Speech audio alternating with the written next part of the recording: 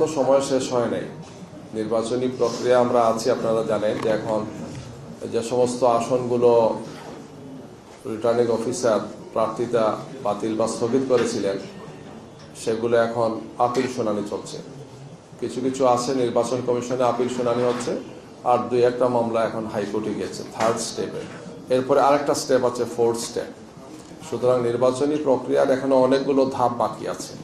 20 তারিখ হচ্ছে প্রার্থিতা প্রত্যাহারের সর্বশেষ দিন, আর 21 তারিখ হচ্ছে স্ব প্রার্থীকে প্রতীক বরাদ্দে। 22 তারিখ থেকে আমাদের নির্বাচনী কার্যক্রম আরপি অনুযায়ী আমরা আরম্ভ করবো ইনশাআল্লাহ।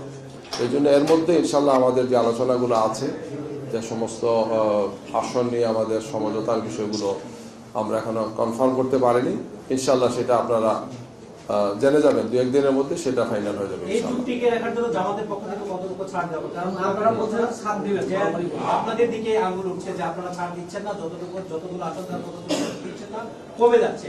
জামাত আসলে কতটুকু উদাহরণ? আমরা দীর্ঘ সময় থেকে এই আলোচনা, এই প্রক্রিয়া আমরা আছি, এবং সেটি এক সময় 5 দল ছিল, তারপর 8 দল হয়েছে, এখন 11 দল হয়েছে।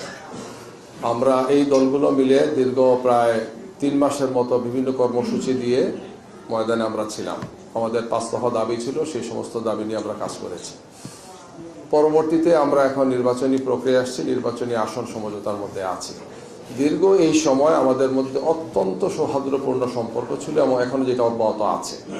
আসন সমঝোতা একটা বাস্তবিক একটা অনেক বড় বিষয়, তো এটা নিয়ে কিছু কিছু আলোচনা একটু বেশি সময় করতে হচ্ছে, যেহেতু আমরা 8 দলের যখন আসন সমঝোতাটা একটা পর্যায়ে আসছি, তখন সে আরও 3টি দল আমাদের সাথে সম্পৃক্ত হয়েছে। এই কারণে আসন সমঝোতাটা আর একটু সময় নিয়েছে। আর আমাদের পক্ষ থেকে আমরা অত্যন্ত দৃঢ়তার সাথে বলতে চাই যে আলহামদুলিল্লাহ আমাদের এই চলমান 11 দলের সুন্দর একটি পরিবেশ এখনো আছে, এবং সেটা আমরা অব্যাহত রাখবো, এবং আসন সমঝোতাটা আপনাদের সামনে আমরা যথাসময় ফাইনাল কথা বলতে পারবো ইনশাআল্লাহ। সব দল তার অবস্থান থেকে সর্বোচ্চ উদারতা, সহনশীলতা, সম্মান, মর্যাদা রেখেই ভূমিকা রাখছেন।